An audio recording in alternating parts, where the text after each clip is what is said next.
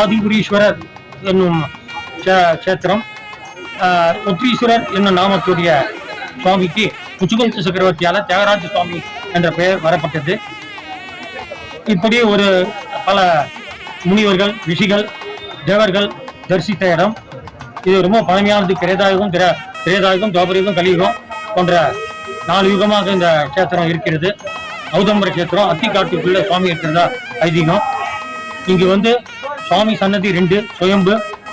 பிரம்மா பிரதிஷ்டை பண்ண உத்ரீஸ்வரர், ஆதிபுரீஸ்வரர் 7 பேர் சுவாமிக்கு.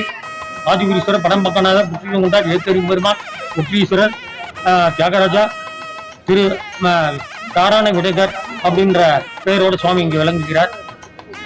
அம்பாள் பாலா திருந்த சுந்தரி. இங்கு 2 ஸ்தலவிருட்சம். ஒன்று அத்திமரம், சுவாமிக்காக ஏற்படுத்தின மரம். அத்திக்காடுன்றதால சுவாமிக்காக ஏற்பட்டது. மகிழ மரம் என்பது சுந்தரருக்காக ஏற்பட்ட மரம், ஸ்தலவிருட்சமாக இருக்கிறது. 2 தீர்த்தம், பிரம்ம தீர்த்தம், ஆதிசேஷ தீர்த்தம் அப்படின்னு 2 குளம் இருக்கு. 2 சுவாமி சன்னதி, 2 குளம், 2 ஸ்தலவிருஷம் இந்த மாதிரி அமைந்துள்ளது. திருவொற்றியூர் பல சிறப்புகள் வாய்ந்தது. நிறைய விசேஷங்கள் இருக்கு. இதை சொல்றதுக்கு 1000 நா படைத்த ஆதிசேஷன் ஆகிலும் ஒற்றியூரை பற்றி உரையோம் அவ்வளவு காலங்கள் தேவைப்படுது. 1000 நா